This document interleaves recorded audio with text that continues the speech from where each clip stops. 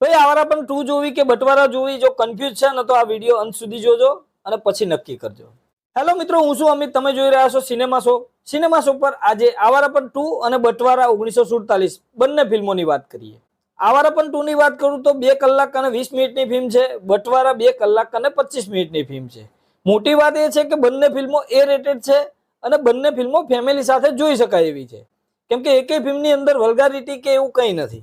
બટવારાની વાત કહું તો 1947 ની અંદર જે પ્રકારનો માહોલ હતો દેશની અંદર, મુસ્લિમ પાકિસ્તાનમાં, હિન્દુ ઇન્ડિયામાં, એ બધી વસ્તુ અહીંયા બતાવવામાં આવી છે શરૂઆતની અંદર.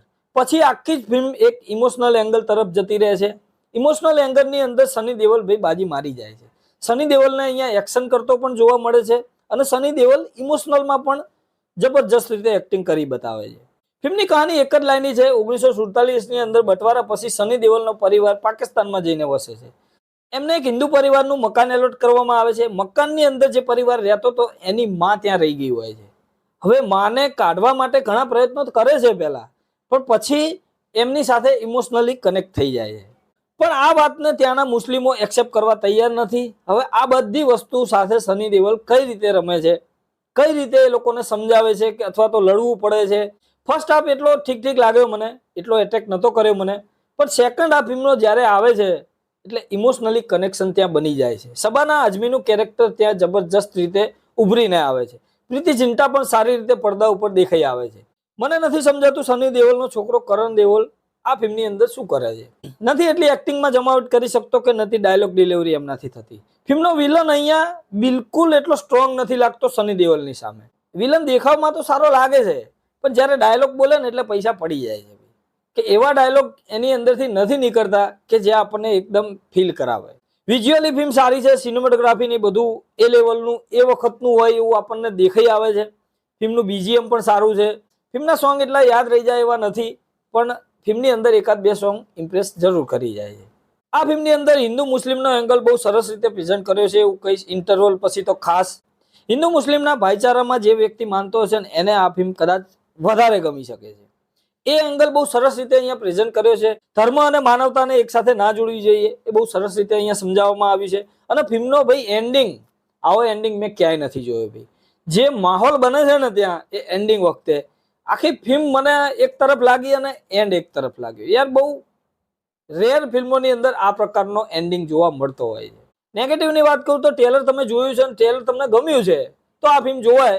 આ ફિલ્મ કંઈક સારી વસ્તુ આપી જાય છે, પણ છતાં પણ વધારે આશા રાખવાની જરૂર બિલકુલ નથી દેખાતી. પ્રિડિક્ટેબલ કહાની આખી થઈ જાય છે. ઓલમોસ્ટ આપણને ખબર પડી જાય છે બધી જ, છતાં પણ ફિલ્મ મને ક્યાંક ને ક્યાંક ઇમોશનલી કનેક્ટ કરી છે. એના લીધે હું આ ફિલ્મને 3 સ્ટાર જરૂર આપીશ. થિયેટરમાં જુઓ કે ના જુઓ, OTT ઉપર આવે એટલે એકવાર ચેકઆઉટ કરી લેવું. આવારા પણ 2 ની વાત કરું તો 2007માં જે આવી હતી એ ફિલ્મ બિલકુલ ફ્લોપ ગઈ હતી. એના લાઈફ ટાઈમ કલેક્શન જેટલું થયું છે એટલું કલેક્શન આ પહેલા દિવસે કરી નાખશે, કેમ કે માહોલ બન્યો છે ભાઈ. થિયેટરની અંદર પબ્લિક જઈ રહી છે. પણ ફિલ્મ કેવી છે એની વાત કરું તો ફિલ્મ મને એટલી ખાસ એટ્રેક્ટ નથી કરી ભાઈ. આ ફિલ્મ ક્યાંય બોર નથી કરતી, પણ ખાસ કંઈ નવું ઓફર પણ નથી કરતી. કેમ કે ઇમરાન હાશમીને જોવાની અહીંયા તમને જરૂર મજા આવવાની છે. ઇમરાન હાશમીના ફેન છો તમે તો આ ફિલ્મ તમારે જોવામાં પૈસા તમારા વસૂલ થશે. મને એટલા માટે ના ગમી કે 10 મિનિટની અંદર જે ફિલ્મ આપે છે ને એ ફિલ્મ આખી ફિલ્મની અંદર પછી નથી આપતી. મતલબ આખી ફિલ્મ ગેંગ વોરમાં બદલી જાય. સ્ટોરી આ ફિલ્મની ત્યાંથી શરૂ થાય છે જ્યાં પહેલા પાર્ટનો એન્ડ થયો હતો. મરેલો ઇમરાન હાશમી કઈ રીતે જીવિત થાય છે એ પણ બતાવવામાં આવ્યું છે. ઇમરાન હાશમી પોતાની નિરસ જિંદગી જીવતો હોય છે. એની અંદર એવી એન્ટ્રી થાય છે આલિયાની. પહેલી આલિયા, અહીંયા બીજી પણ આલિયા છે. એ આલિયા કોણ છે એ જાણવા માટે તમારે ફિલ્મ જરૂર જોવી પડશે. પણ એ આલિયાને એક ગેંગના સકંજામાં ફસાઈ જાય છે. હવે ઇમરાન હાશમી આ આલિયાને બચાવવા માટે કેવા પ્રયત્નો કરે છે એ આખી લડાઈ શરૂ થાય છે. ત્યાંથી પછી ગેંગ વોર ચાલુ થઈ જાય છે ફિલ્મની અંદર, તો છેક ફિલ્મના અંત સુધી. મતલબ ત્યાંથી આપણને એક્ઝેક્ટલી કહાની સમજાઈ જાય છે કે આ ફિલ્મની અંદર શું થવાનું છે. ફિલ્મમાં વારે ટ્વિસ્ટ જરૂર આવે છે. દર 15-20 મિનિટે કંઈક ને કંઈક નાનો ટ્વિસ્ટ આવતો જાય છે. મેજર ટ્વિસ્ટ પણ આવે છે. મતલબ ફિલ્મ ક્યાંય બોર નથી કરતી, છતાં પણ ફિલ્મની કહાની આપણને એકદમ પ્રિડિક્ટેબલ લાગે છે. 2 ગેંગ વોર છે. બંને ગેંગ વોરના વિલન અહીંયા મજબૂત છે. ઇમરાન હાશમીનું કેરેક્ટર તો તમને ખબર જ છે, એ કોઈને ગાંઠવાનો છે નહીં.